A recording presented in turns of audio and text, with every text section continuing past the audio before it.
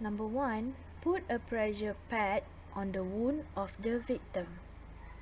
Using a roller bandage, bandage to the anchor point on the head first, followed on the forehead to the back of the head. The first end should be tucked in and crossed at the back of the head. After 2 rounds of anchoring bandage, bandage over the wounded eye and below the ear of the affected area. Continue bandaging on top of the ear of the other side until all the roller bandage has been used. Tuck the loose end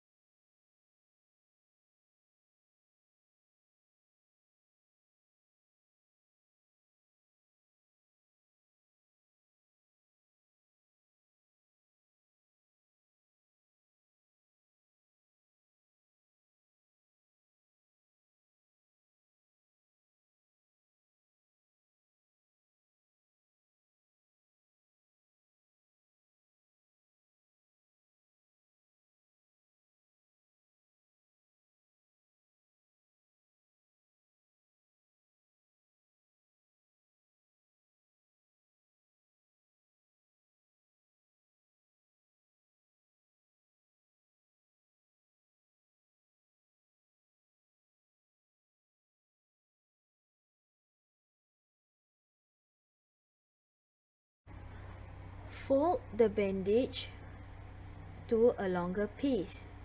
Place the center of the bandage on the injured area.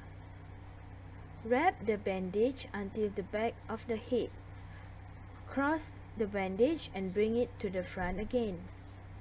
Tie the remaining part of the bandages in a knot twice. Tuck in the loose end on available space. Remember to put a little pressure on the affected area.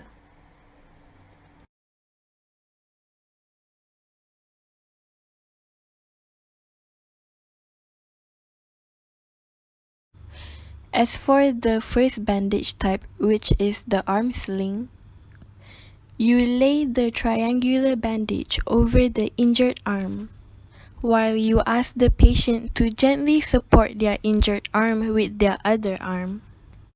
It's important to make sure that the injured arm is in a position of a 90-degree angle. And once you're done with that, you tie a reef knot behind the neck over the shoulders. Once the knot is tied, you complete the rest of the bandage by tidying the other ends of the bandage. For each end, such as at the end of the elbow and ends facing the hand, you twist and tuck them in. Make sure that your patient is comfortable. For the second arm sling bandage, which is the elevation sling, you ask the patient to support their injured arm by resting it across their chest as you lay the triangular bandage over it. You tuck the lower part of the bandage underneath the injured arm and bring it to the back to let the ends meet over the shoulder and proceed to tie a knot. After tying the knot, you tidy up the rest of the bandage to make the patient more comfortable by twisting and tucking them in. Always make sure that the bandage is not too tight or too loose to enable a good circulation of blood around the injured arm.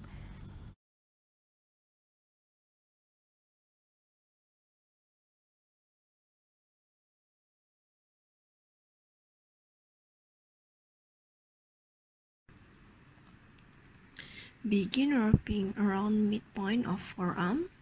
Continue wrapping, progressing up the arm, overlapping by 1/2 of the previous layer.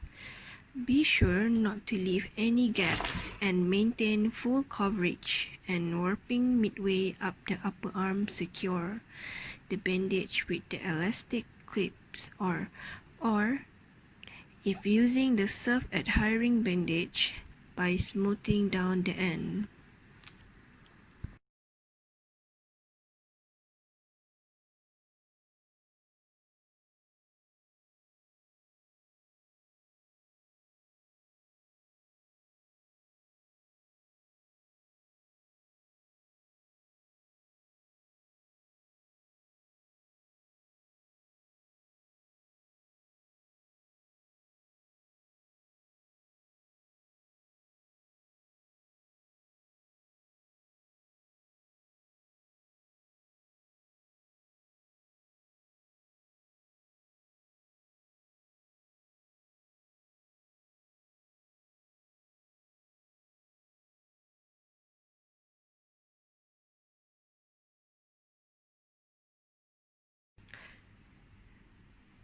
First, wrap the bandage around the arm twice to secure the bandage.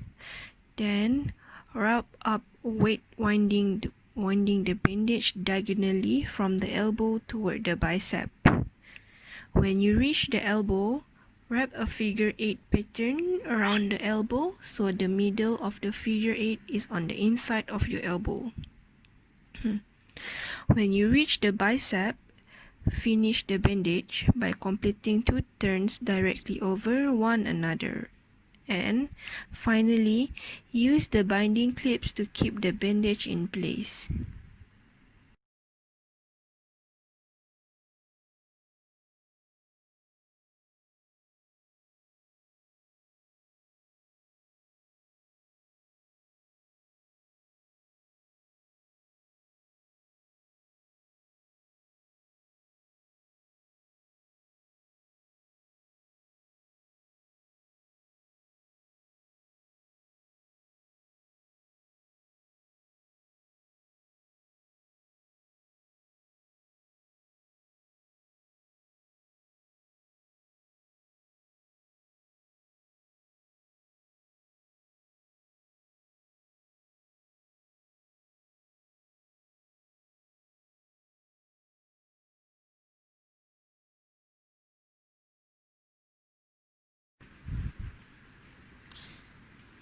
Using a crepe bandage, place the bandage on the patient's forearm.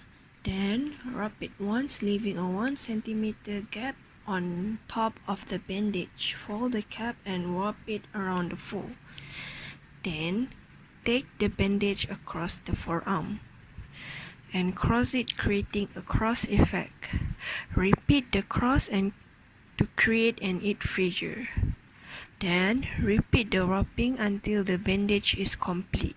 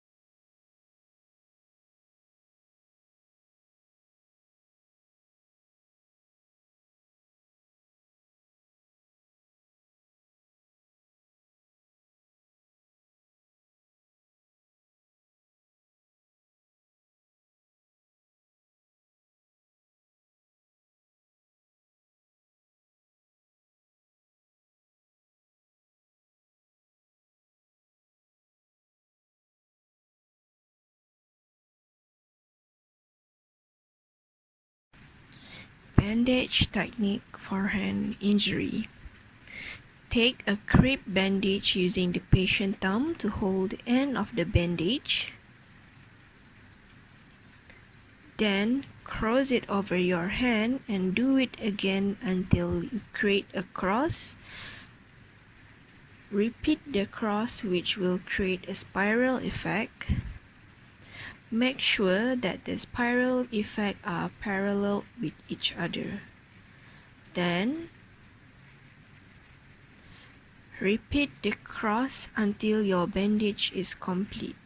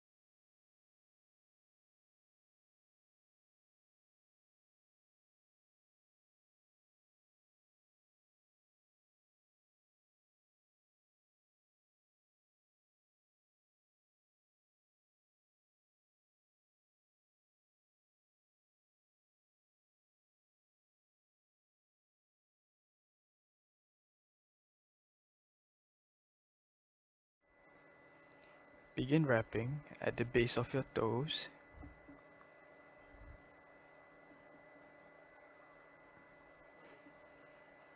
and continue wrapping around your foot.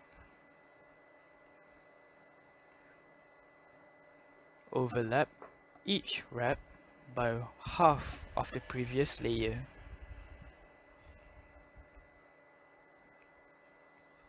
Be sure to not leave any gaps between each layer. Continue wrapping up the leg until mid-calf.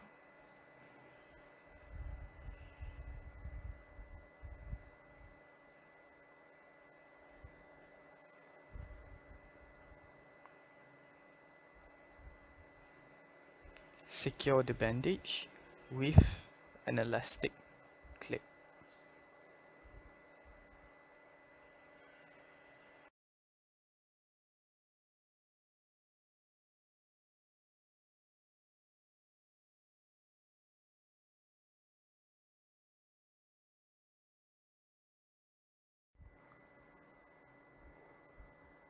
Start wrapping at the base of your toes.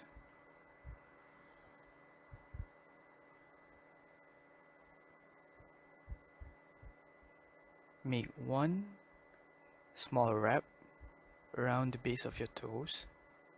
Ensure the wrap is snug and tight.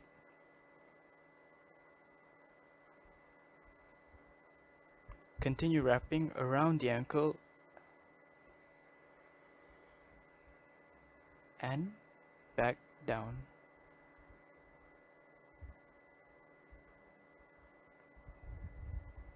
Repeat the process until the wrap is comfortable.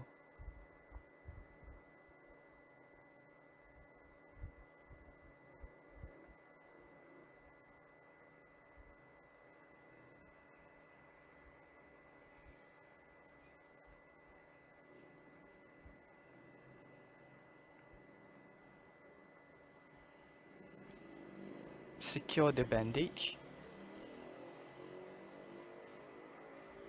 with an elastic clip.